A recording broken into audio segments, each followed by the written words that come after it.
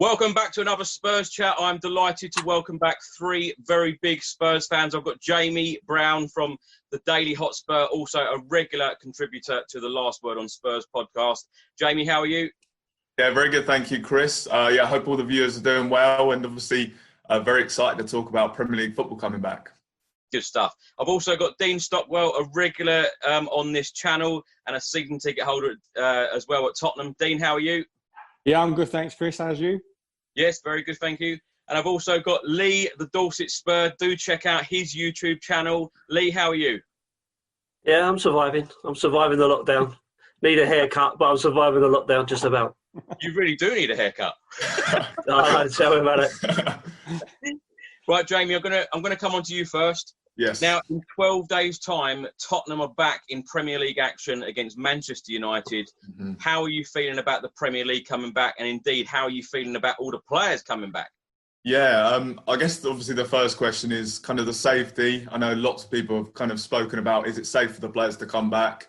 And kind of you do get the sense that most of them are happy to be back. I think that obviously some players have come out and said that they might not come back, the likes of Troy Deeney. I think Danny Rose mentioned it. N'Golo Kante, so you can understand why they maybe wouldn't. Of course, there does seem to be a lot of, they all seem to be pretty happy to be back, and a lot of the Tottenham boys seem very happy. Harry Kane, of course, looks really eager to get going. Of course, it's been 6 months since he's played, so yeah, really excited to see him play. And yeah, obviously you look at that TV schedule, and of course we've got no European Championships to look forward to this summer, but games almost every night. I think that's very exciting from a football fan's perspective, and from a Spurs perspective. Yeah, I'm also very excited for that, because you look at kind of a lot of the training pictures, you look at the videos that Spurs have been putting out, the players talking, they all seem very good. They're in a very good position to go. So yeah, really excited for that first game against United. Jamie, those last three games that Tottenham had, Leipzig, Burnley and of course Norwich, was painful viewing. Really, yeah. So do you feel like, we've got a boost of energy by having the likes of Sonny coming back and Harry Kane and Sissoko and Bergwijn now?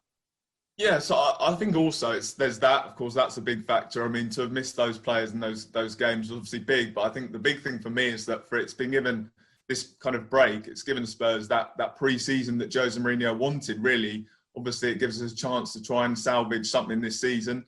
But, Jose Mourinho, he obviously came in halfway through the season, and he's been given that chance finally to try and get his message across and to get to know the players. I think we obviously know the situation that he was coming into. Obviously, Pochettino had to go because of the situation, and, it's been a really good opportunity for Mourinho to get his message across, to get to know the players. So I think it's been a good period. I think it's been a good break for Spurs, and hopefully we can somehow manage to salvage something from this season. Lee, it will be almost 100 days since the Premier League, was on our screens and we went to matches. It's returning on the 17th of June. Tottenham are in action on the 19th of June. How are you feeling? Well, if I'm being really, really honest, right, I'm with Dean from I saw on a previous video. I don't think this should be happening.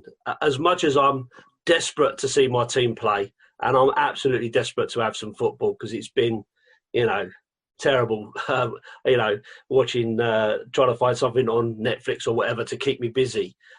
So I'm absolutely desperate to watch some football. But at the same time, I just think it's everything about modern football for me. This is more about money and corporations and that kind of stuff than it is about fans, and it is about entertainment, and it is about football itself.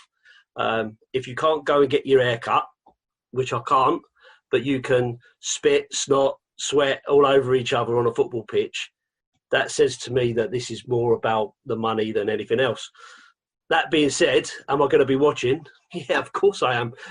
Desperate to see Spurs play, desperate to see the team progress, and see where those players are, because it's been so long since we've seen them. We don't know what their form is going to be like. We don't know what anyone else's form is going to be like. We don't know who's going to cope the best, given the circumstances that they've been going through. So excited, but, it's a crazy time, I think. It's funny though, Lee, isn't it, that every Tottenham fan seems to have that huge lift because of the likes of Harry Kane coming back. He hasn't played any action since the 1st of January. So to have a player of that calibre back, it just gives you a whole lot of confidence, doesn't it? Well, yeah. I mean, if you look at the end of the season as it was going, we were losing players hand over fist. I mean, it was like, who is fit at this rate? You know, it's like a comedy of errors. You know, we're losing players, and you're looking at Jose and you're thinking, you know, the guy can't get a break. You know, he's coming with this big reputation and everything else, and he can't just, you know, he can't seem to keep the players on the pitch, and everything just seems to be going wrong. So what you've got to hope for is that this time that we've now had off was his opportunity to do some of the stuff that Jamie's just mentioned in terms of getting to know the players, getting to know his formation, getting his ethos and his mythology into those guys. But it's going to be interesting to see what it really brings. Yeah. Dean, let's come on to you. On Friday, Tottenham put out loads of pictures and lots of video footage of the players back at the Tottenham Hotspur Stadium. They played a training game, 11v11, and Ndombele scored for the away team. Serge Aurier provided an assist for Dele Alli for the home team. The game ended 1-1. What did you make of that? Yeah, I think it was a good game. It was a good run out. And again, I look at Jose. He's now got nowhere to hide. I mean, I'm not his greatest fan, never have been. I've always said, and we've said it in other videos, that I think he's a kind of like a checkbook manager. He won't blood young kids to give them the chance to get out and get them, you know, in first team experience. But now, being that he's had all this time off, admittedly, he hasn't had all the time with the players all together as one group. But he, like Lee said, he's got that chance to get it into their mind. This is what I want. This is how I want you to play. And he has a full squad to pick from. And again, they're not his team. They're not his purchases. But that is Spurs' team. You know, he wanted to come there. He wanted to manage Dele. He wanted to manage Kane. Obviously, we lost Eriksen. So, yeah, I think these next few games, funny enough, they're all United. These next 3 games are going to tell how good we are, where we are as a team. Jamie, let's come on to you. In all the photos and videos now, it seems that those smiles are back and the fighting talk is back. You know, Captain Hugo Lloris has come out and said that, you know, we must be on it from the off. Harry Kane keeps saying about that we must finish in the top 4. Is that a realistic aim to finish back in the top 4? Yeah, obviously it's very interesting what they've been doing over this break, really. I mean, of course, I know they did a lot of Zoom meetings in terms of the training just to kind of keep that camaraderie in the squad, and that's been going really well. So it does look like there are like kind of positive vibes, and as I said, they all look like they're in a good position. It's difficult. I mean, finishing that top 4, that's going to be a really tough ask. I mean, Harry Kane, what did he say? He said we needed to win basically 8 games, and I think that's a very difficult ask. I think you look at some of the top sides in the Bundesliga, they've all had very mixed form, apart from obviously the likes of Bayern Munich. So for me, I think that is it's a very difficult ask, but I do think the squad is in a very good place. And honestly, I think that Jose Mourinho, from what I've seen, has done a very good job in terms of preparing the players, and just having that, you know, that front 3 of the likes of Bergwijn, Kane, Son, so that, you know, and then of course you've got behind them, you've got Ndombele, Giovanni Lo Celso, you've got Dele Alli in there. So that squad now is starting to look quite exciting. Obviously, you know, we ignore what's behind them in terms of the defence, but I do think that there is it is a bit of a stretch, I think, to finish in that top 4. But obviously, I think it's tomorrow. Man City's hearing for that 5th place spot and whether they might be banned from Europe. So that'd be interesting to see. Top 4, it'll be a really difficult ask, and I can't quite see us sustaining, the sort of form that we'd need to get into that top 4. Jamie, when I last spoke to you a couple of months back, your voice was completely different, and now you've got that excited voice back again. Yeah, absolutely. You know, it was. I mean, we all know it was getting really difficult to watch, and you look at the way that Jose Mourinho was playing. I just think that he's had that chance now to really get that message across. I think that this time, as much as, you know, it's obviously been difficult, and that obviously we don't wish the circumstances, but for Spurs, from a Spurs perspective, it has been a really good chance for him to get that message across, to get to know the players better, and of course, getting the players back. I mean, we've been so unfortunate with injuries this season. But yeah, I am really excited for what's to come in the remainder of the season. Jamie, on Friday, obviously that training game took place at the Tottenham Hotspur Stadium. A number of youth players played in that game. Now, as Dean mentioned a minute ago, that Jose Mourinho, to a lot of fans, is known as a checkbook manager. Well, will Jose Mourinho now, for the 2020-2021 season, will he have to go to the youth players? Will he have to get players on loan? What is going to be the situation going forward? Yeah, I think there is a decent pool of youth coming through. I think we've got obviously the likes of Troy Parrott. Obviously, he's kind of been in and out. I don't think Jose Mourinho's particularly fancied him at the moment. But you look at the likes of, I think Malachi Walcott got a chance just before against RB Leipzig. Japhet Tanganga has come in and done a really good job. You've, of course, got Dennis Kirkin at left back. You've got Harvey White, who's obviously probably coming in around that first team at the moment. Maybe he might get some opportunities, especially with 5 substitutes coming in. But yeah, I do think that Jose Mourinho is going to have to start using youth players now. It's interesting because we obviously know that he has, in the past, he hasn't been the best at bringing through young players. But you know, you look at the likes of that opportunity to Japhet Tanganga. He's given Troy Parrott some opportunities. He, of course, as I mentioned, he brought on Malachi Walcott. So he's shown a willingness to do that. Of course, he got Dennis Kirkin, the young left back, 18 years old, was given an opportunity to come into the squad. So he's shown that he's maybe willing to do that. And I do think that's something that I think he is trying to change the way that he does operate. And I think that hopefully we might start to see some more young players coming through. And he'll understand that this situation for Spurs, I mean, you look at our transfer business in the past, it's not been particularly active anyway. So I think even in the circumstances where money's going to be limited, I think that he'll know that he's going to have to start bringing some through of those younger players. And I think there are a lot of decent young players coming through. So yeah, it'll be very interesting. I'm interested to see how he does with them. Lee, I want to ask you the same question. Do you think Jose Mourinho will have any money to spend this summer? Do you think that we will have to sell a few players in order to get the money in before he can go out and buy? Or do you think it will be a lot of loan players and perhaps youth players coming through? Yeah, no, I don't think he's going to have loads of money, to be honest with you. We did spend quite heavily in the transfer market last season or this season to a certain extent by our standards. So I think overall, if you look at the first team squad that we've got and the quality of some of those players in there, you've got to be excited about, you know, what they could achieve given the right development, the right direction, and so on. And I think we have got some young players that have potential for sure. So I think, you know, given everything that Jose's done before, he's always going to want to be a winner, right? So he's going to want to do it whatever the circumstances are. So he wouldn't have been under any illusion about what Daniel Levy was like and how the club goes. But I think if there's a special sort of player that's available, then I think Levy would probably pull out the stops if Mourinho was saying, we definitely need this guy. Because I think this is... I don't think that if Jose hadn't been available, I personally don't think that Pochettino would have gone, because I think Levy has always coveted having Jose Mourinho at the club. So I think, I mean, that's my personal view. I think, you know, he's always wanted him. You know, it's the missing link. You know, world-class stadium, some world-class players, potentially a world-class manager. And I'm not saying Pochettino wasn't a world-class manager or can't be a world-class manager, but I think with Levy, it's all about, you know, having it and having it now. And I think if Jose said to him, this is what I want and this is what's going to make that difference, then I think he would pull out the stops. I don't see it happening anytime soon because I think the transfer market's going to be really different now.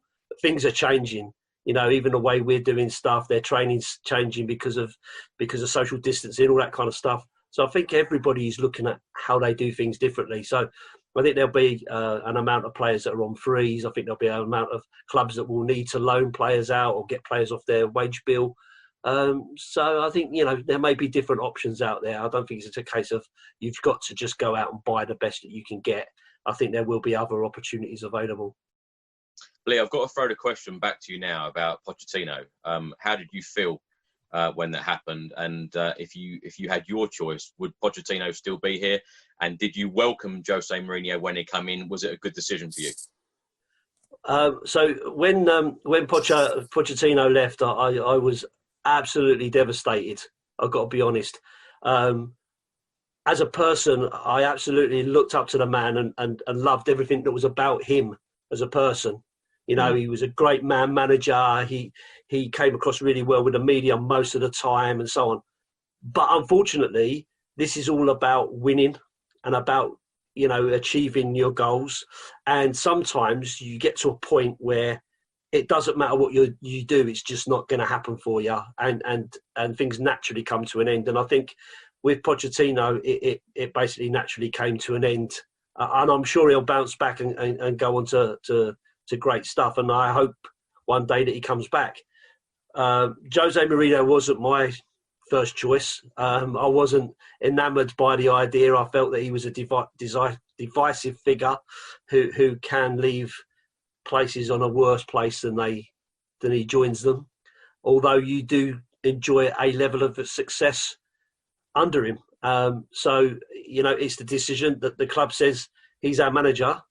So you have to support him. He's our manager. He's Tottenham's manager, and I'm behind him whilst he's Tottenham's manager. You will love him, Lee, when he delivers the trophies, won't you? Yeah, I guess so. I love, but I love the club. I love the team. You know, it's for me, it's about the club. It's not about any one individual. Jose Mourinho is not going to win the trophy. The team is going to win the trophy. The club is going to win the trophy. And I think it's about everybody that contributes in that. And I think everybody should take some level of success from that. But yeah, if he's the guy that leads us there, then I'll stand up and clap him along with everybody else. I might even sing his name. Dean, let's come on to you.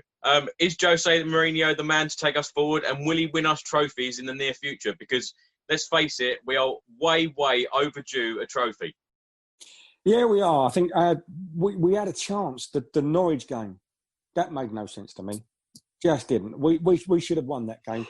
But even then, going on from that, we would still had tough games to play with the players that we had left.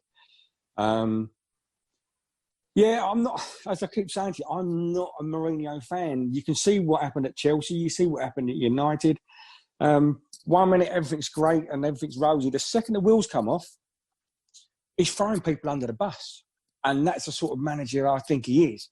But yes, as soon as like Lloris picks up the trophy, we're all going to be singing his name. That's football fans. We're a weird bunch.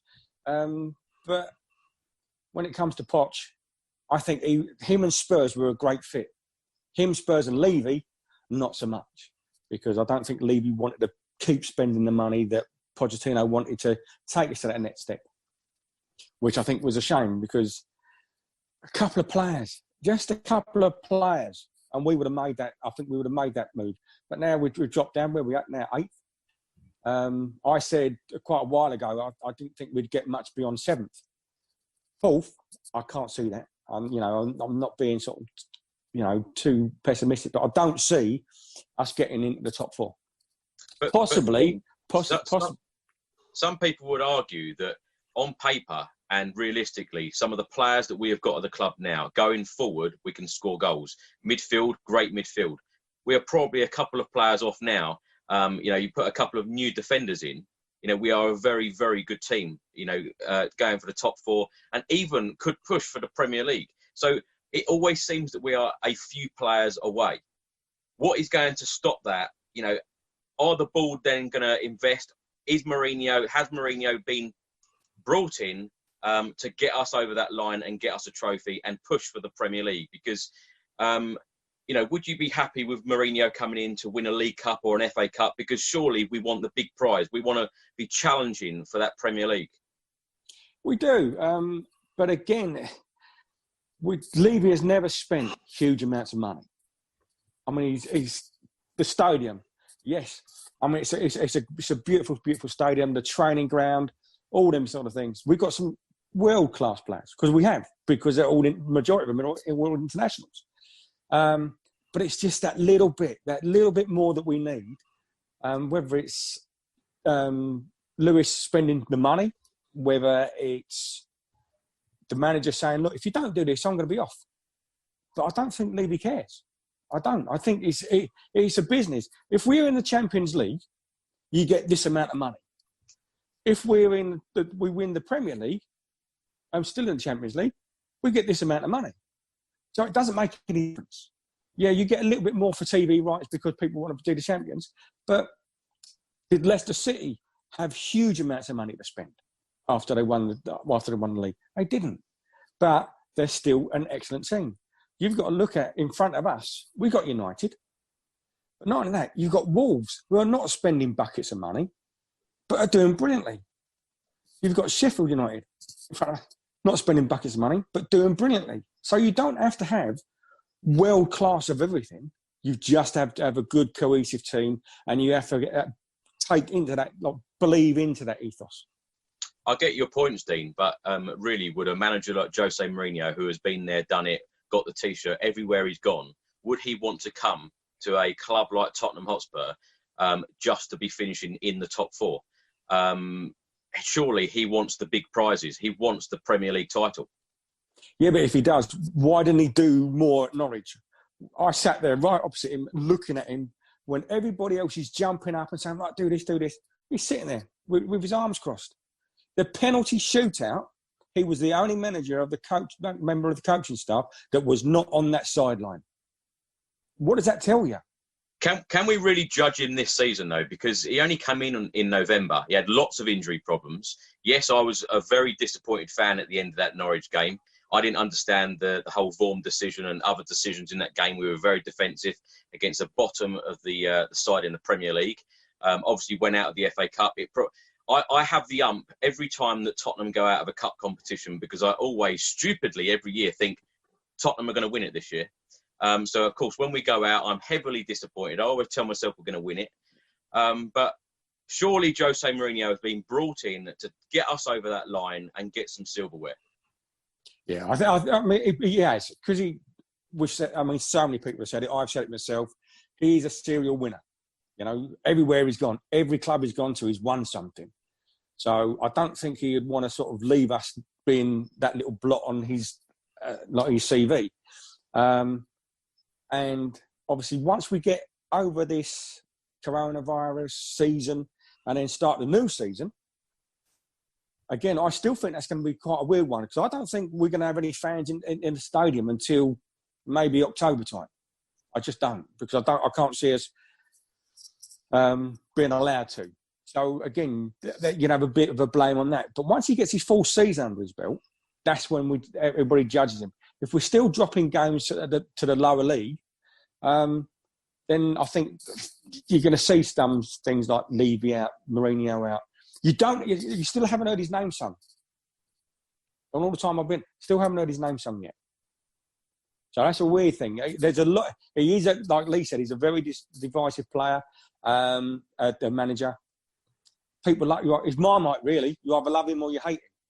Yeah, like I said, once Kane lifts the trophy, we'll be loving him. But until that day, not so much. I thought he was an excellent manager. He hoiked Dyer off. I don't know if you remember that game. Yeah, He must have been 25 minutes in, pulled him off because he wasn't doing the job he wanted. I thought, right, he's brave enough to make them decisions. But then, again, harping back to the Norwich game, there was decisions there that he could have made that have made us give us half a chance, but he didn't make. So it's weird. The jury's still out. Let's put it that way. Jamie, I know you're a big Jose fan. I can't leave you out of this one. Yes, yeah. So, see, I just wanted to weigh in on kind of the trophy debate. Now, I know, me and yourself have had this argument about the top four or trophies. And obviously, my opinion under Pochettino was always getting the top four. I felt as though, as a club, we needed the top four to progress. But I think kind of my opinion on that is starting to change because I feel as though one thing Spurs have always missed and one thing that we've always tried to skip past is that first trophy.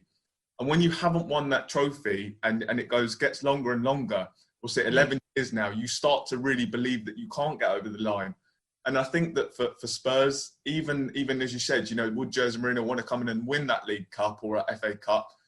Well, I start to think that maybe if we just got that one trophy, that there will start to be that mentality in the club. Because I think at the moment, a lot, You know, players are coming. You know, players are always coming in at the moment at Spurs, and Ndombele wouldn't have signed to finish in the top 4. He wants to win trophies. So we've got players already coming in that want to win trophies and believe Spurs can win trophies. But it just feels as though there is still that missing of that mentality that we can get over the line. And where Jose Mourinho, I think we all know, maybe when he does eventually leave, he probably won't leave the squad in maybe the best state. But I think the best thing that Jose Mourinho could do, and as we've mentioned, you know, he's a trophy winner, is get that first trophy for Spurs and start to change that mentality that we can win trophies. And I think we've seen plenty of people, ex-professionals, say in the past, when you win that first trophy, you believe that you can do it again. And I just feel as though maybe under Pochettino, we kind of skipped that first hurdle in trying to get over the line. I think, you know, maybe would we have had more of an idea what to do in the Champions League final if we'd have been in more finals and we'd have won a final? Would we have been more smart? So I think that's one thing that I'd like to see Spurs do now, is just get any one of those trophies, because I think that's something that we're missing in terms of our mentality. But it kind of goes hand in hand, doesn't it, Jamie? Because looking at Jose Mourinho's past and what he's won, the League Cup, for example, next season, you know that he will take it very, very seriously. You know that he will want to win every competition that Tottenham are entered in. Yeah, well, that's why I think that's why I'm behind Jose Mourinho now. I think that he is that guy that you finally want to come in and get over the line. I mean, Pochettino was kind of like a project manager in terms of, that's why I wanted to finish in the top 4, because I felt as though, you know, as a club, we'd be able to bring in new players to keep developing. And it felt like it was long term. But with Jose Mourinho, you just want to get that trophy. As I said, I think that the club does need that trophy to start believing that we can go and win more. And as we've seen, he's won trophies with every club. And I really believe that he's still got a really strong squad there. He's got a strong enough squad to go and win to win an FA Cup or a League Cup next year. So that's something that I really hope that we do. And you know, we know Jose Mourinho's not going to be a long-term manager, but you just hope that in terms of winning those trophies, he can get us over the line finally. Lee, let's talk a little bit about our record signing, Tanguy Ndombele. He has had a very mixed season. He hasn't completed many games this season. He's been heavily criticised by Jose Mourinho, the Spurs fans, etc. How is Jose Mourinho going to get the best out of him for these remaining 9 Premier League games this season?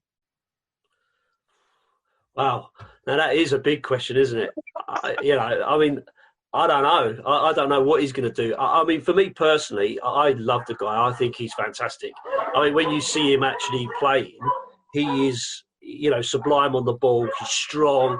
He pushes forwards. You know, the issue is around his work rate. That's the big question mark. So without knowing the details of what's holding back that aspect of his game, it's hard to know what you can do to fix it. Now, is it a training mentality? Is it an injury? You know, is it just the pace of the game being different from what he's used to? Those are the things that Jose needs to be focusing on to find out. It may even be a mentality issue, you know, that he doesn't feel that he needs to work at that rate. So for me, it's finding out what's holding him back, because clearly he has the ability. He has absolute buckets of ability. And he has, you know, when he comes on, sometimes, you know, he looks like he changes the game. But then when he drifts out of it, you're just carrying him. And we can't afford to do that. We can't afford to have that. Not with Sergio Aurier behind him. You know, you can't afford to sort of hold back. So I guess it's more about what's behind the problem, to know what to do to fix it, how to get the best out of him. I personally don't like the idea of chucking someone under the bus to the media in front of everybody. But certainly we all do the same. You know, you go on Twitter or any of those things after a game, and every single player will get absolutely mullered by someone while someone else is holding them up saying they had a great game, because it's all about opinions.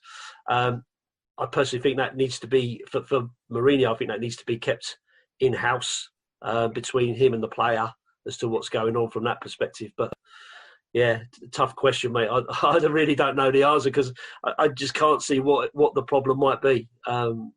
It's got to be one of those things I've mentioned earlier, but which one? Because they'll all need a different approach.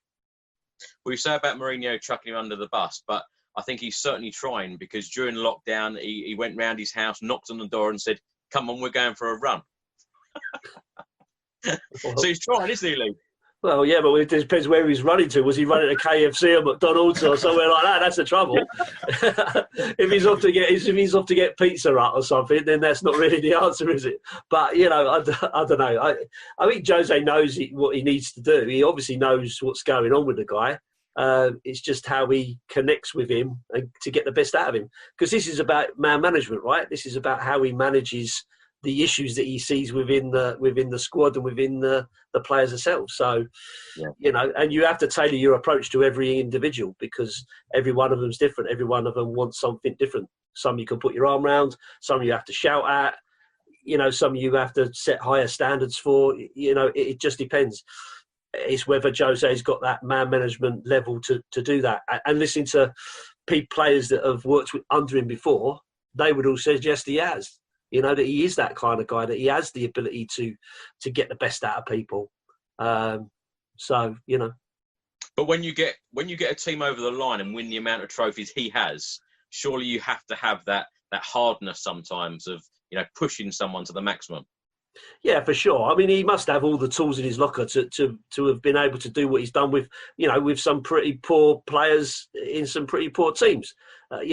So, okay, he's spent a lot of money in different clubs and stuff, but he's also had to deal with some quite difficult situations. I remember when he came into Chelsea and there was a player there whose name evades me, who potentially had a drug problem, and he tackled it head on. He knew what was going on there and sorted it out straight away.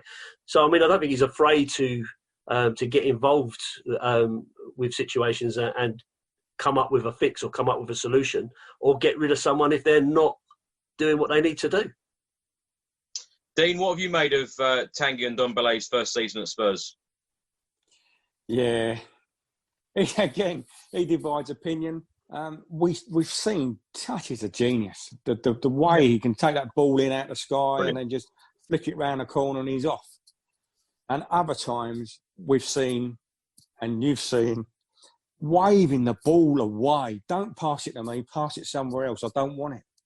That can't happen. Not at 65 million, not at 6 million. You pull that shirt on, you cross that white line, you give 100%. The second you don't give 100%, there's 60,000 people in the stadium that can see you're not. The manager can see you're not. And all the fans on the TV can see you're not. So, yeah, I'd like to see the player that is the genius. Right, I'd like to see that player. I don't want to see the player that should be sponsored by Deliveroo. I just don't want to see that guy. I want to see him out banging into tackles like Sissoko, like Ndombele. That's what we wish. We miss a Ndombele, and one that can play for 90 minutes. So he was supposed to be the replacement, and I think that so far the only thing that's close to him being Ndombele is his name. And that's it. He hasn't got that. Not yet. I think, again, he's only young. We forget that. He's only young. He's still got so much time to learn. When Ndombele left, what is he, 30, 31? Maybe more? Yeah. So, and Tanguy, he's a young kid. So we can't all get on his back. But I think the problem he's got is the price tag he came in with for a Spurs player. No, we don't often spend that money. Very rarely do we spend that money. So with that tag comes, do we think he's going to be doing things straight out the box? But he's come from like Lyon, and don't know. I'd like to see the class. I'd like to see what he's got, and then flashes of genius for 90 minutes rather than for 20. Jamie, that's another question directed at you, because obviously Tanguy Ndombele, there has been moments this season where you just think, wow, but then a lot of the other time in the game, you just think, come on, you need to be given a lot more. Yeah, for me, I think that he has been dealt a really difficult hand at Spurs. I think, first of all, of course, the manager that he signed for in Pochettino was gone. Of course, he's come from the French league, and we all know about how players struggle to adapt coming from the French league into the Premier League, and that takes time. So, of course, and as Dean said, of course, he's only young, he's 23 years old. So I think it's all been, there's been a lot of difficulties he's had. I think one of the biggest issues for me is the injuries. Now, I myself, I'm an athlete and I've had lots of injuries, and it's really mentally difficult to keep coming back from those injuries. And of course, he's had a lot this year. And that's just really difficult to kind of, you know, to get to your top level, when it's really frustrating when you can't get to that top level because you keep getting injured. And it does feel as though he's getting those injuries because he's struggled with that adaptation. Now, you hope that in this time, and you see kind of the videos of him in training recently and the pictures, he does look in really good condition. So you just hope that over this period, he's had that chance to kind of really get fit, and hopefully he'll be at a level that's kind of suitable for the Premier League. And I think that that's been the most difficult thing for him, is just adapting from playing French football to playing in the Premier League. And as I said, yeah, you just hope that he's in that place now, that he can kind of we can start to see the proper Ndombele. I mean, I think we all know, you know, if any other player had kind of produced the performances he's had, then we'd all be slating him and saying to get rid of him. But the reason we're not is because we can see those flashes of brilliance, and we know, and I think we all really sense that he can come good. And you see a lot of the stuff that he's done. I mean, even some of the highlight reels. I mean, he's not played a great deal of football, but he's produced so many brilliant moments this season. So for me, I'm a really, really big fan of him, and I just hope that he can make that adaptation, and hopefully the injuries stop. But I'm really confident that he'll be the player that we all hope he's going to be. Jamie, 2 questions for you. If you could have the £65 million back today, would you take it? And the other question is, will he be in the starting 11 against Manchester United? For me personally, I mean, you can hear by the way I spoke about him, I definitely wouldn't take the money for him. I still believe that he'll go on to become a player that's worth more than that eventually. I think he's a guy that has so much potential. So for me, I think that I definitely wouldn't take that. I've still got full confidence that he's going to come good. I think we've seen the way that Jose Mourinho's kind of tried to work with him. He knows there's a really talented player in there. I think with the United lineup, it's obviously they're all going to come back, and it's going to be about who's the fittest in the squad. I don't necessarily think that the lineup will be selected based upon our best 11. I think it will be based upon who he can trust in terms of fitness, in terms of injuries. I think he'll want to have the players who are going to be ready to go. And so you don't know about Ndombele at the moment. So it'll be. I think it'll be interesting. I don't think he'll be in the lineup though against United, just purely based on his, the fitness, I think. Okay, Lee, let's come on to you. Juan Foyth and Serge Aurier. There's been lots of media reports that possibly these two could be heading out the door this summer. What do you make of them two? Would you keep them? Because if you look at someone like Serge Aurier, he's great going forward. Assisted Dele Alli in the training game on Friday. But defensively, is he good enough for you? No, again, a guy who divides opinion, because clearly he does have some talent. Otherwise, he wouldn't be a professional footballer earning the money he's earning, right? So I get that. But for me, every time I watch him, I just feel like at any moment he'll do something reckless. Whether that be being out of position, whether that be diving into footage, whether that be putting someone back or getting himself in the wrong position or whatever. I just feel every time he gets the ball, I get nervous. I think, what's he going to do now? Is he going to do something great, or is he just going to mess it up?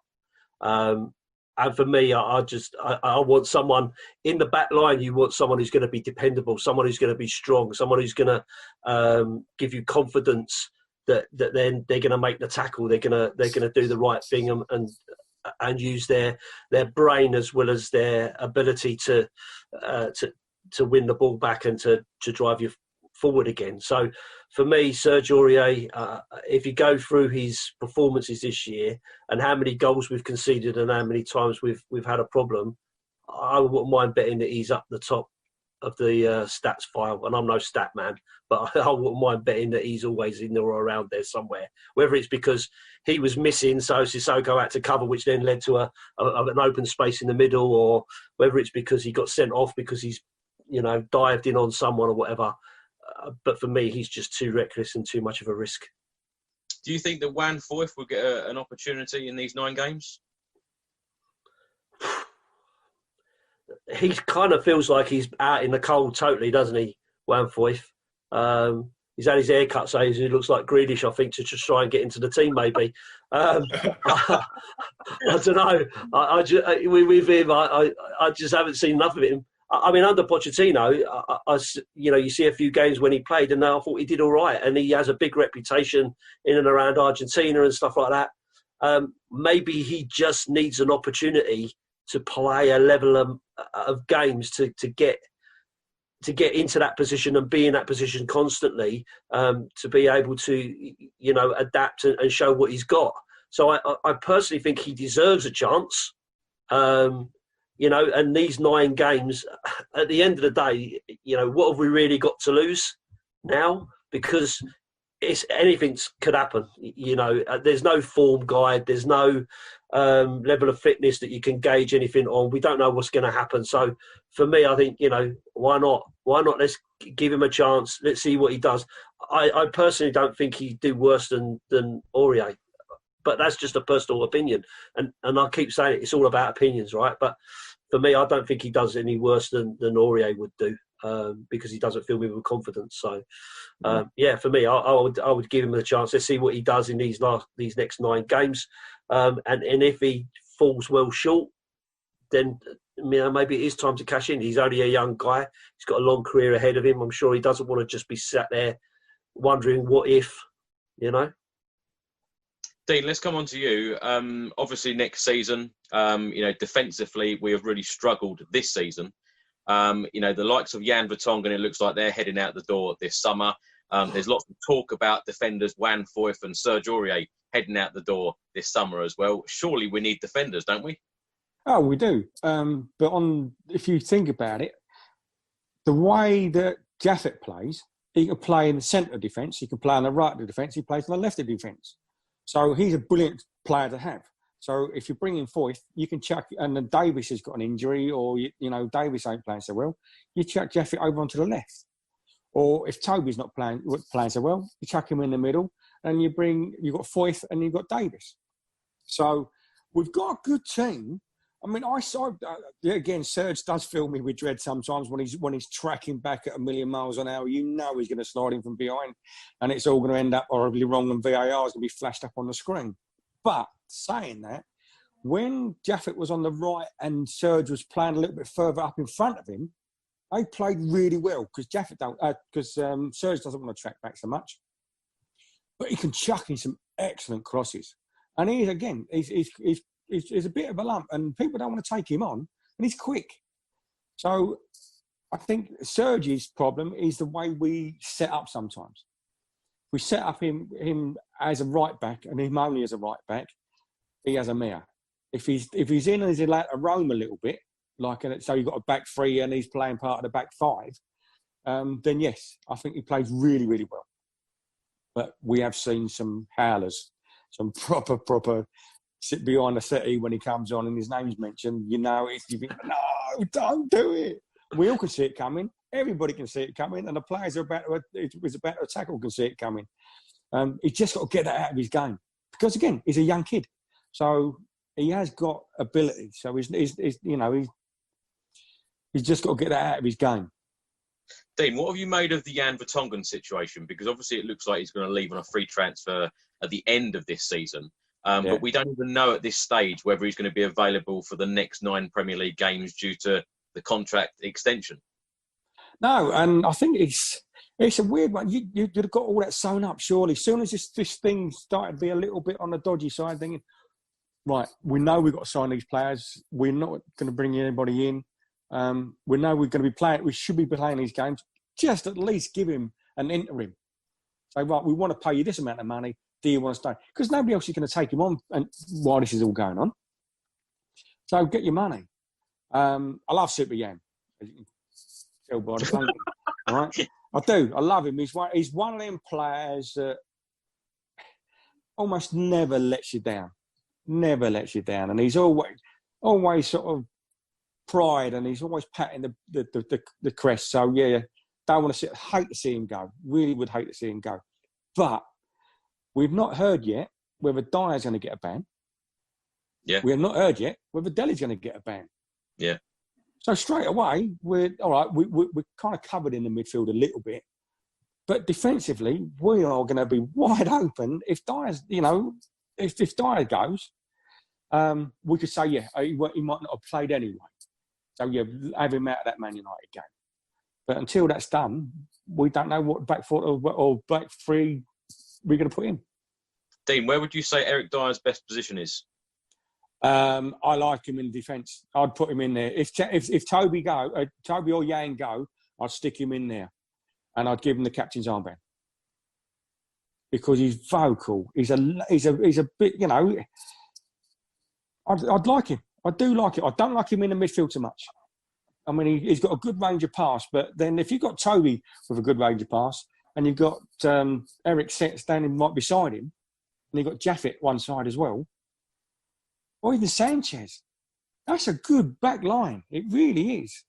Again, he's England international. He knows what he's doing, and I think so. I think he's better in defence than he's in midfield. Jamie, let's come on to you. What have you made of Tottenham's back line this season, and do you think the likes of Juan Foyth and Serge Aurier could be heading out the door this summer?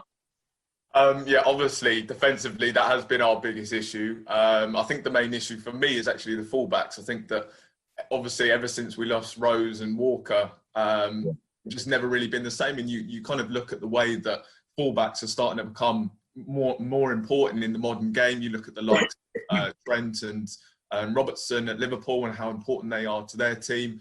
And then you look at the likes that, you look at some of the players in the Bundesliga have done really well. You've got Alphonso Davies, who brilliant left back. You've got Hakimi at Borussia Dortmund, who's starting to become really important for them. So it shows that fullbacks are really important now in the modern game. And unfortunately, at Spurs, that really does seem to be our weakest part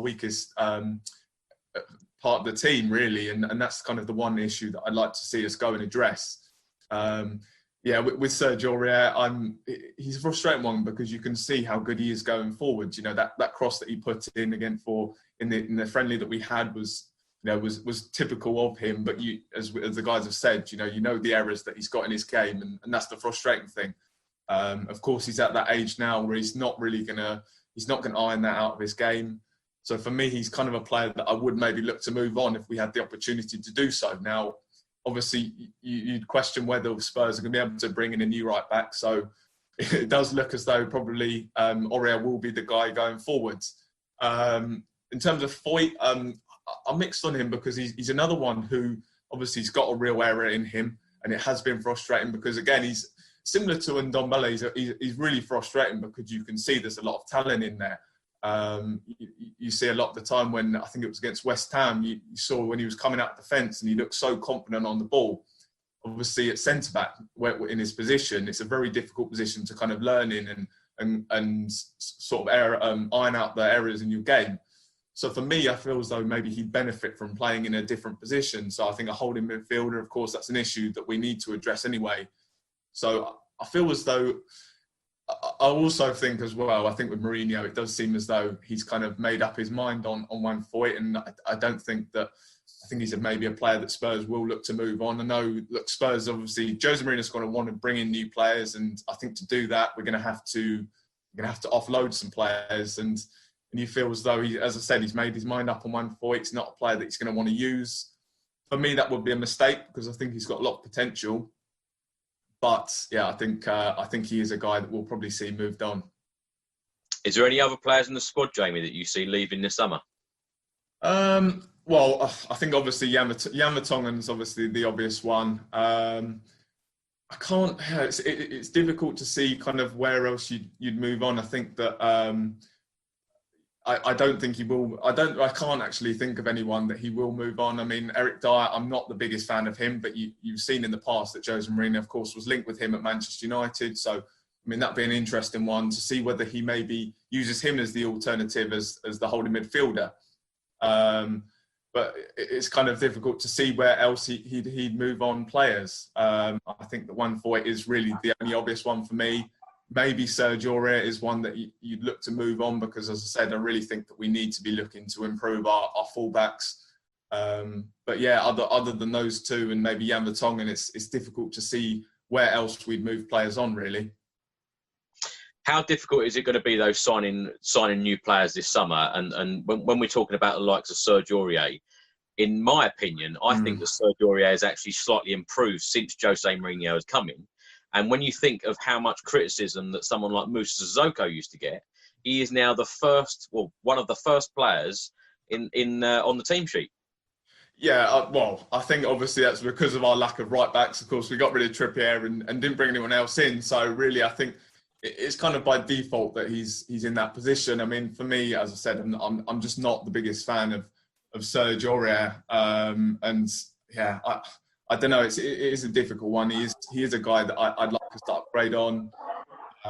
So yeah, I just think that he's move on. In terms of transfers, obviously we took out that £175 million loan this week. Yeah. I mean, that'll be interesting to see how that works, whether that's to keep us operating in this time and maybe give us some flexibility in the summer in terms of transfers. Obviously that money isn't going to go on transfers, but you know, maybe it does give us that bit of room to go and spend a bit of money. Now, you know, I know we're not going to go and spend a huge amount of money, and that is frustrating because we know, of course, as I mentioned, in defence, there is a lot of work to be done. But I don't know, it's still interesting because I think we've established, you know, there is still a good, strong squad there in terms of the midfield and the attacks. There's lots of good stuff in there. I think that the defence is kind of where I would really like to see us addressed, but it's going to be difficult given the circumstances. How far, though, Jamie, do you believe that we are away from seriously challenging the likes of Manchester City and Liverpool? Because when you go back, and I know me and you have spoken about this many, many times, when you go back a couple of years, when Tottenham beat Liverpool 4-1 at Wembley, you know, that day or even that season, I felt that Tottenham and Liverpool were very even. Even though we thrashed them 4-1. But in terms of squads, we were very, very even. And Liverpool have gone out, they've spent big, they've identified you know, who they needed and went out with a shopping list and went out and just bought those players. You know, when are we going to be at that level again? Well, I think ultimately, as I said, it does come down to Spurs do need to know how to become winners. And I think that it will take that trophy to kind of give us that belief. I do feel as though we are quite some way off doing that. As we've established, you know, we've got a very good squad, but there is still quite a lot missing in terms of the defence. I think one team that is going to be definitely up there this next season will be Chelsea. Of course, you see they've really secured. Looks like they're going to secure Timo Werner. Of course, got Hakim Ziyech. So it really looks like they know that this is an opportunity to kind of take advantage of the situation because they've got Roman Abramovich and that's basically an open checkbook. So they know that I think they will try and take advantage of this situation and really go for it this summer. So I think they're going to be up there this year. But, you know, you look at Man City's squads and obviously, you know, when Aguero's not there, they've got Jesus to come in. So really as a squad, they're fantastic. Liverpool, of course, you look at their 11 and there just is not a weakness in that side. I mean, the defence is absolutely outstanding. Yeah. The midfield, I think, is very underrated. And then, of course, they've got one of the best attacks in the league. So for me, they're all kind of got, you know, they're in a very good position. We're close, and I do think that that fourth spot will be very interesting next year. But I think we are still some way off catching those three, as I mentioned. Lee, let's come on to you and talk about the Amazon documentary. Now, the Amazon documentary is meant to be out in June. I'm expecting that it is now being delayed because of the 9 Premier League games. They're going to wait until to air it at the end of this season. Are you pleased that the club made the decision to go with the Amazon documentary? And how do you think you're going to feel when that first episode is aired?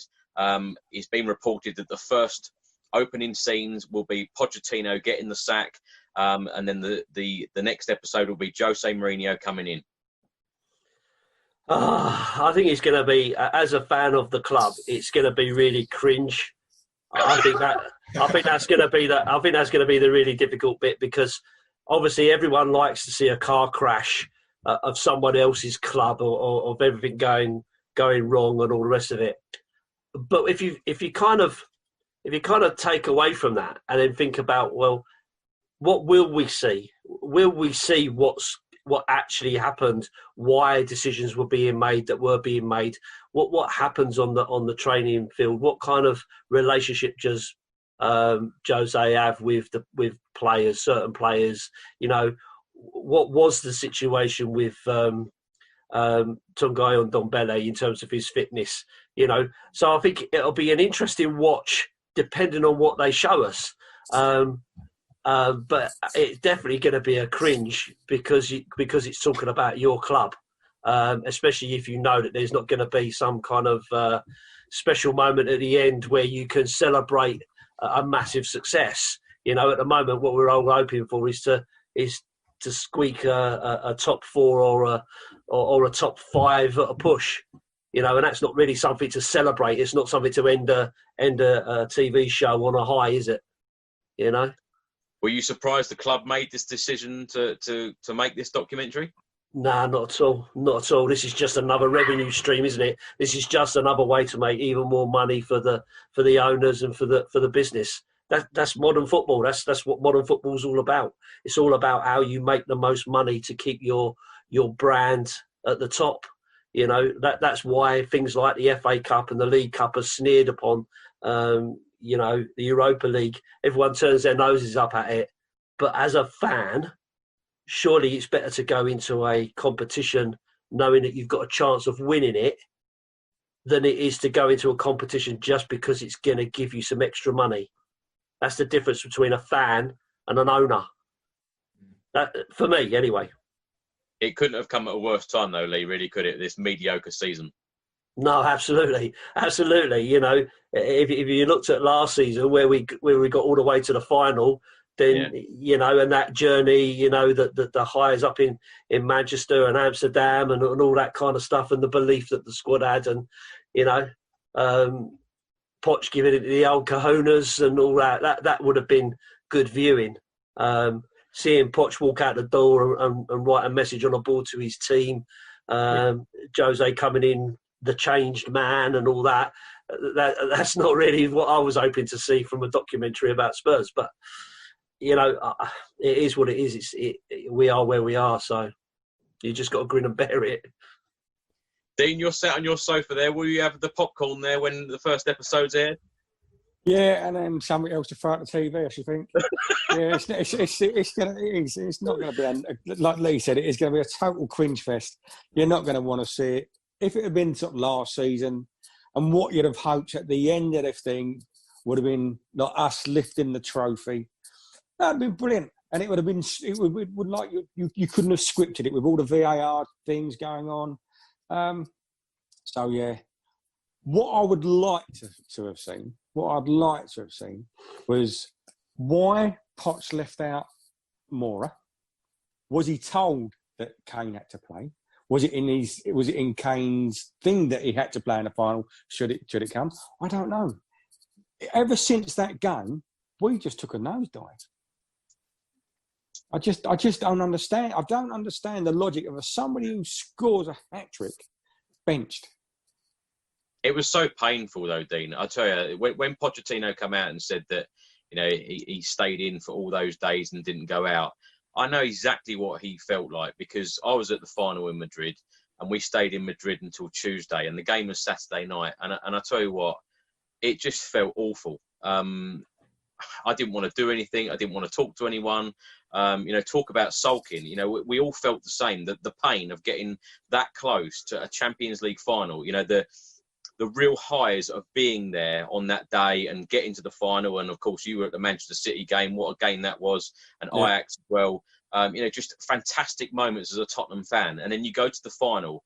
And then the way that game panned out and, you know, the handball after 20, 30 seconds, you know, it was just awful. And the way Pochettino must have felt, I just, you know, so much pain.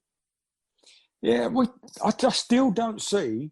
Yes, after the you know the first 30 seconds and that penalty being given, that shouldn't have been us out of the game. It shouldn't have been. I mean, no matter who you speak to, the Spurs fans, they're never going to say that was a penalty. Sissoko was pointing somewhere, and the ball just hit him in, and it was going away from goal. How that was a penalty, I don't know, but in the rules of the game, it is, or was, but. How did the wheels just fall off from Ajax, from City? How? It makes no sense. There was something, the players weren't in the same frame of mind as they was to the previous couple of games. They just wasn't. Again, we keep saying the Smiles are back now, but the Smiles weren't on there. That was the biggest game in most of their careers, obviously, apart from the World Cup final. But for most of them, that was their biggest game. Yeah. Why? Why did they go, oh, well, that's us done then, because Liverpool scored a goal? There's something else behind the scenes. That's the scenes I want to see. I want to see why Poch became the coach, the head coach, and not the manager. I want to see them things. Why these decisions were made. That's us as fans, because we're not privy to that. We're not in the inner chamber, the inner sanctums going, oh, why has he done that?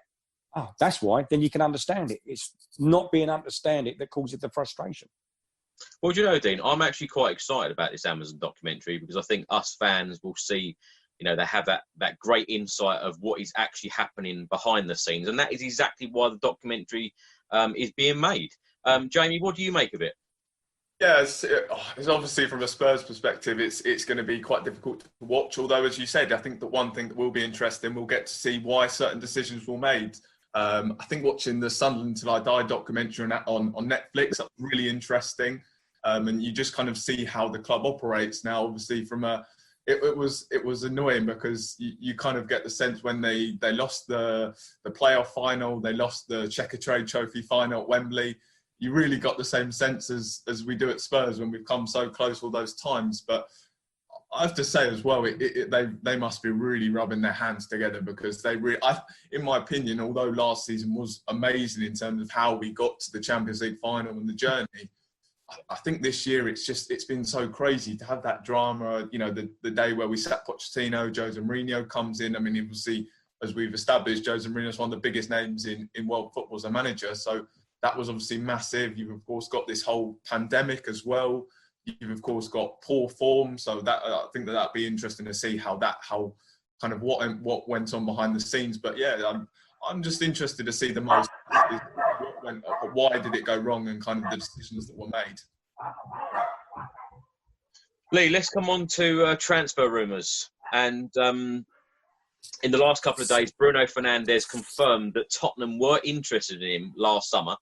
Manchester United come along in January and bought him. Bruno Fernandes said that Tottenham just weren't willing to pay the money back in the summer. Is this a great opportunity missed?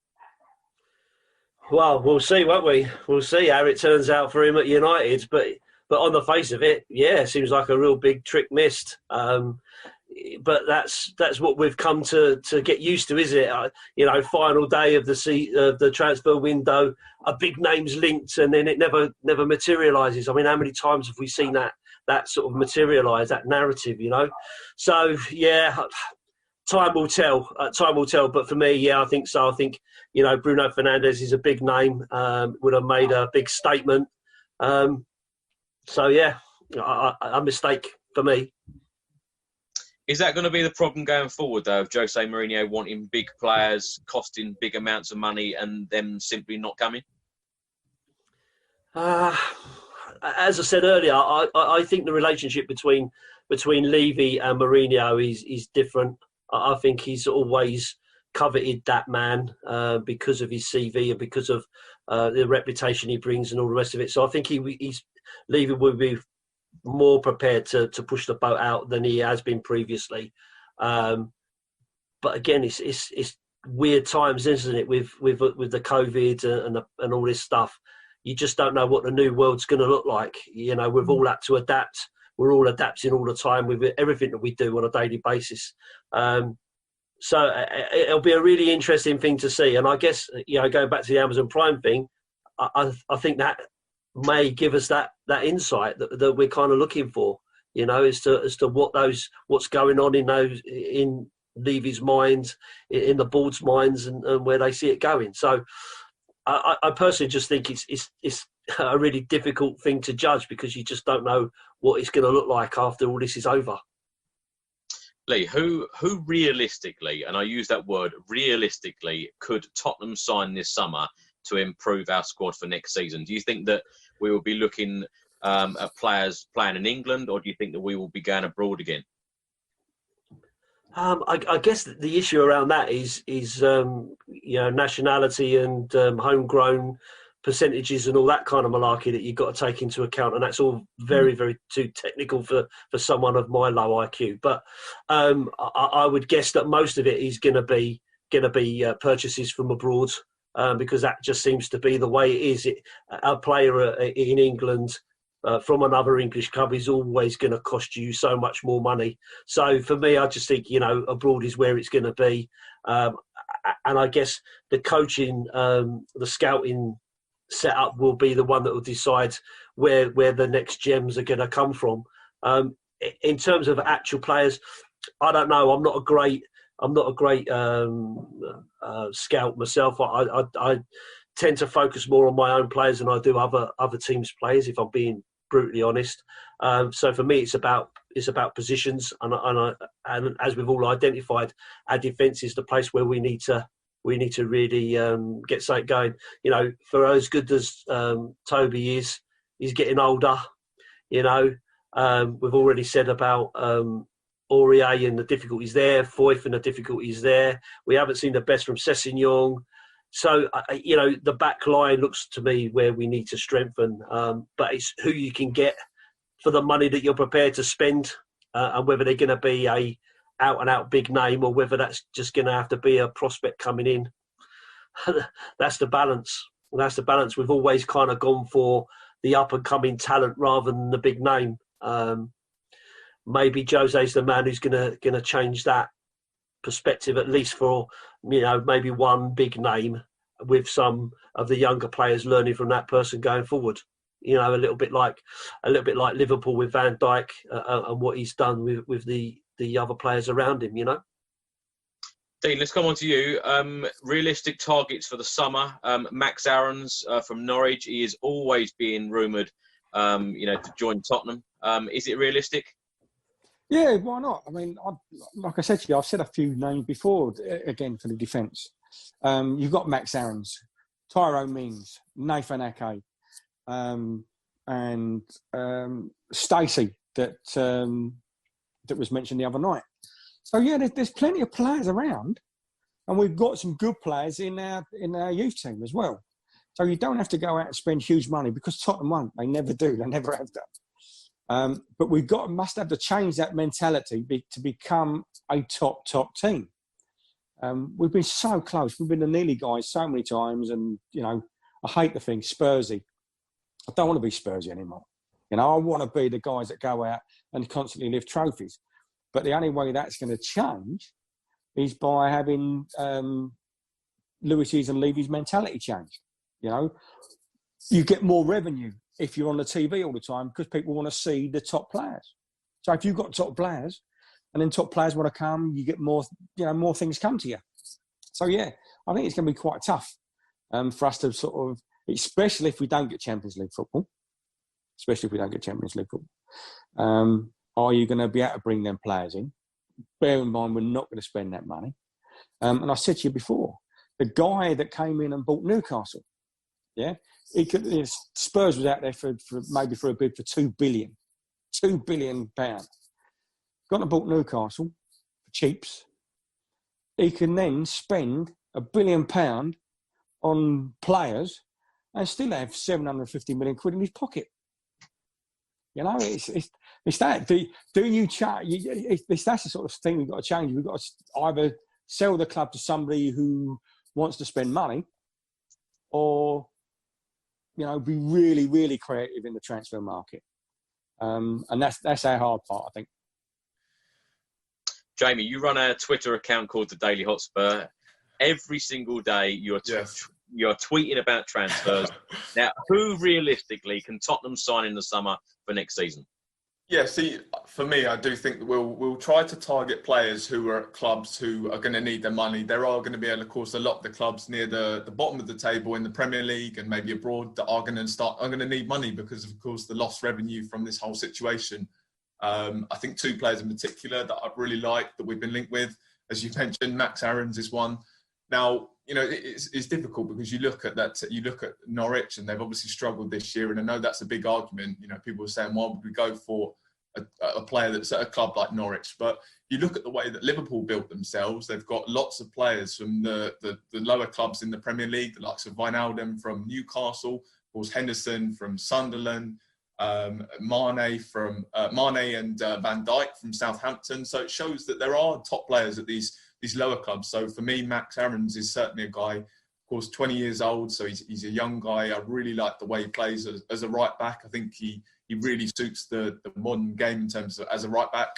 I think the other one as well is Højbjerg at Southampton. I think obviously he's a guy that's versatile. He's already played at the top. He's been at Bayern Munich. I think that he is a talented player, and I think that in the right system, he'd work really well. And he's a guy that I've spoken to with Southampton supporters, and they say he's a leader.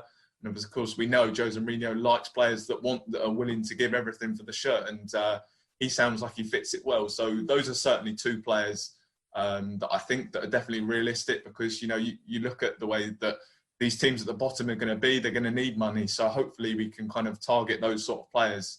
And I think Højbjerg's obviously got 1 year left in his contract. So, you look at his price, I think that'll be certainly at a level that Spurs are capable of going to get. I think Max Aarons, if Norwich do go down there, they're going to need money. So I think that those for me are two players that I do think that that I'd hope Spurs go for, and I think they're definitely realistic. What about the Ryan Fraser one, Jamie? It's a free transfer, and I think we've seen before. I think that the year before, this year he struggled. I think he struggled because of injury, but the year before that he had a really good season for Bournemouth. So I think he's a decent player, and as I said, it's a free transfer, and if we can get another player into the squad, I think that he's good enough. So on a free transfer, for me, I'd happily take it. And of course, you look at a lot of the rumours. It does seem as though Spurs are looking for some free transfers, and I think that, for me, I think that Ryan Fraser is a guy that Spurs should look at. Whenever I put these names on YouTube videos or other social media outlets, a lot of Tottenham fans have come back and said, yeah, but these players are no better than what we currently have. How are they going to push us on? What would you say to that? Well, it just goes back to the point that I made earlier about Liverpool. You look at, they've been able to go and do it. They've gone and identified players from the lower teams, and they've really improved them. It's difficult because where there is a clear issue at right back, there's a clear issue at holding midfield. So I feel as though Max Aarons has shown that he's got a lot of potential. I think Højbjerg has shown that he's the same. He's got a lot of potential. So for me, Liverpool are the prime team to show that you shouldn't just judge a player on the team that they're currently playing for. So for me, I think that those certainly are two players that are capable of continuing to improve, and I think they definitely would make us better. Lee, last question for you all now. Manchester United game in 12 days' time, back in the Premier League. How do you see Jose Mourinho setting up for that game? What do you think the score will be? And are you looking forward to it? Working backwards, yes, I am looking forward to it for everything that I said earlier. I think that we will win. I think we will probably win by 2-1. I think the squad or the team that he'll go with will be subject, as Jamie said earlier, to who's the fittest, who he feels he can get the most out of for the longest period. But with the lots of substitutes that are available for this period, I think it'll be chopping and changing. So I don't think it's going to be an out and out, this is your starting 11 and that's what we're working for and we're going to tinker during the game. I think it'll be a case of this is what we're going to start with and then we're going to replace them for like, depending on how they're progressing during the game in terms of their fitness and that kind of stuff and having a pre-plan for those people. So.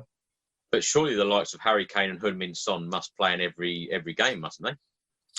For me, yeah, but a lot depends on what Jose's seeing through their training and all the rest of it. Everybody has been declared fit, so you're looking at those. Kane is your out and out goal scorer, so for me he's got to be in the squad, in the team rather. Sonny always pops up with a goal, and that's what we need. We need goals.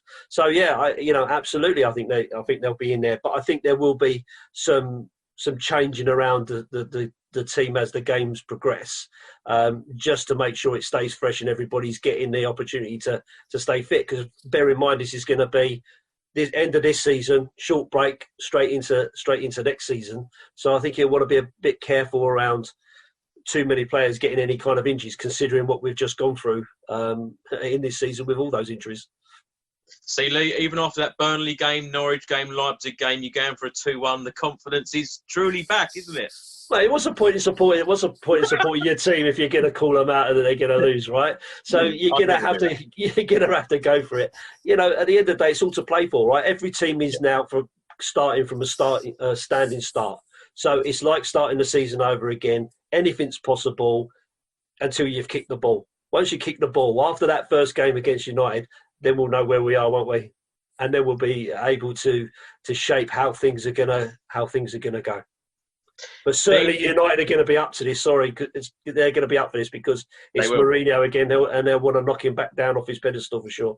Well, actually, Lee, let me come back to you on that point, because obviously the big games that Jose Mourinho has had so far as Tottenham manager, Chelsea at home, Chelsea away, Manchester United away, of course, both of who are his former clubs, and we've lost all three of those matches. Yeah, well, it's easy. It's an easy thing for them, isn't it? You know, it's an easy team talk. You know, they don't have to work it. They don't have to do anything. It's all about Jose. So it's easy. Lampard walks in and he goes, "Yeah, it's Jose. You look at he's at your rivals now, the team you hate the most. What are you going to do?" You know.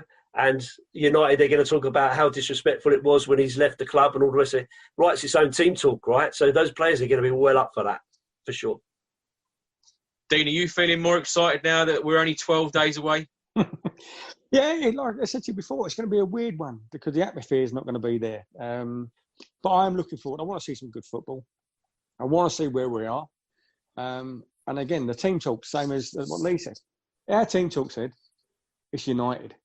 And that's it. You go out and you play your best football. But yeah, I still think we're going to be sort of chopping and changing throughout the game.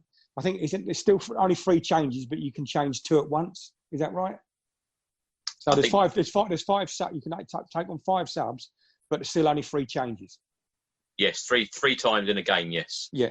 So you can put 2 on once, and then 2 on at once, and then 1 on once. So it's almost like a pre-season for everybody. But for us, there's a lot at stake. For United, there's a lot at stake. For Chelsea, there's a lot at stake. Liverpool, it's going to be a breeze, isn't it? They're going to just go out, do these 2 games, and then they can play all the kids for the rest of the season. So they're going to come back totally fresh, and they're going to be the team to beat.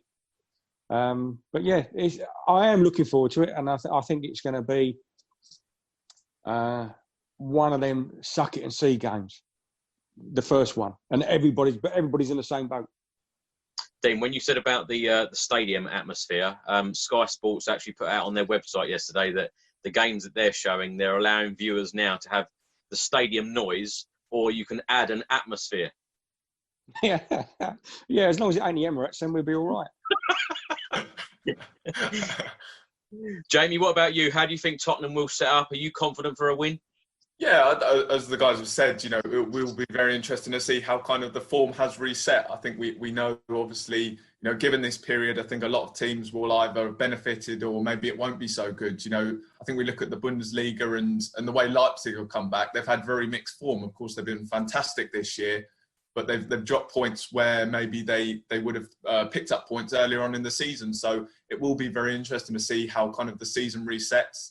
I mean, from a Spurs perspective, it's a real, because the season's continuing, it's a real only we can gain from here. Obviously, we know we're 8th at the moment, so you feel as though really the only way is up for Spurs. So from a Spurs perspective, it's very good that it has come back. And as I said earlier, I really think that Spurs are in a very good position. As Mourinho's had that chance to get his message across, he's got players back. So from a Spurs perspective, it's great. I'm quite confident for the United game. I'm really looking forward to it. I mean, it's a massive one to come back for. And I'm going to go for the same as Lee. I'm going to go for a Spurs 2-1 win. Actually, I'm going to give you one more question, all of you. Where will Tottenham finish this season? Lee? Oh, Jesus. Will we get Champions League football next season? Yes or no? I think it depends on what happens with this Man City stuff. So I think we're going to get to 5th. Okay. Dean?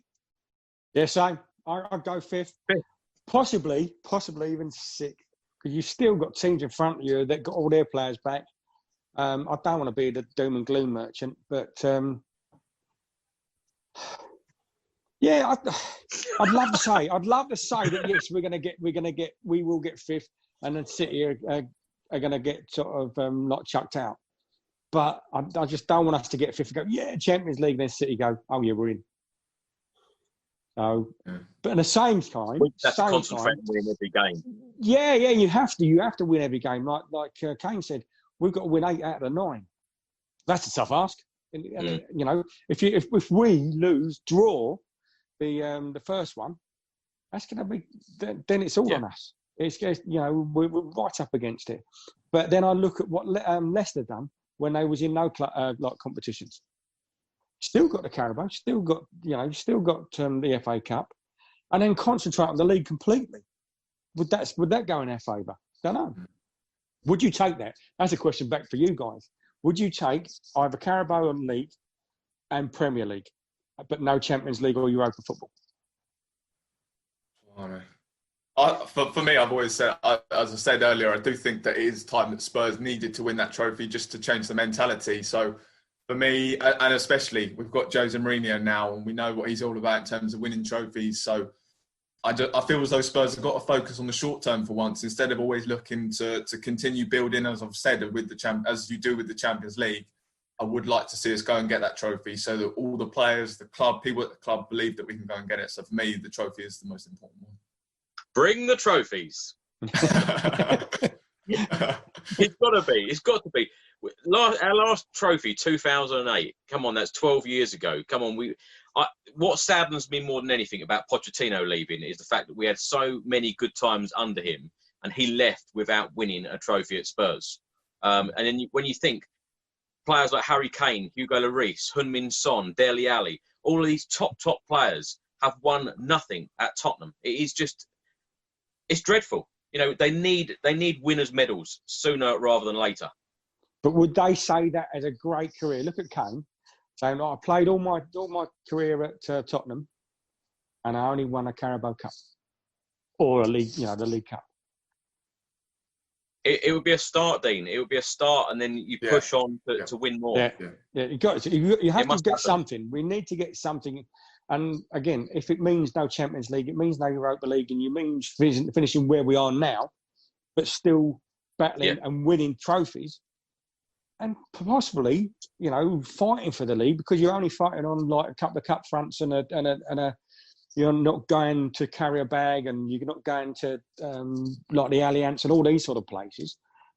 It's got to be good for you. So it might mean that we have to take a step back to go forward. I still actually on the Europa League as well. I actually think that Jose Mourinho could win that. I mean, you look what he did at Manchester United with his time there. I think that as we've established, we've got more than a good enough squad to go and win that competition. Obviously, the way it is talked about in terms of by other fans and even by ourselves, we all ridicule it, but it's still a European trophy. And as I said, it's changing that mentality, and I think that winning a European Cup like that would be really big for Spurs. I agree, and I think Jose Mourinho would take that competition seriously and go all out to win it. And Tottenham have more than enough quality to do that. Yeah, I think so. Thank you very much for. What do you want to say, Dean? No, okay. I do. I think if you look at our team, that's a mega team. Anybody from our team would walk into their starting 11. I believe so. So yeah, I think we've got all the Arsenal. I hate yet saying the word, or everything in our Arsenal to go on and win it. So why not? Well, I'm glad that this has been fairly positive chat, and I'm glad that all four of us agree that Tottenham will be winning that game against Manchester United in 12 days' time. Let's hope that is all right. Thank you very much, Jamie, for joining me today, and do follow Jamie at the Daily Hotspur on Twitter. Lee, thank you very much for joining me, and do follow Lee's YouTube channel Lee the Dorset Spur. And Dean, as always, thanks for being a regular on this channel. Thank you very much to all three of you, and come on you Spurs. Come on you Spurs.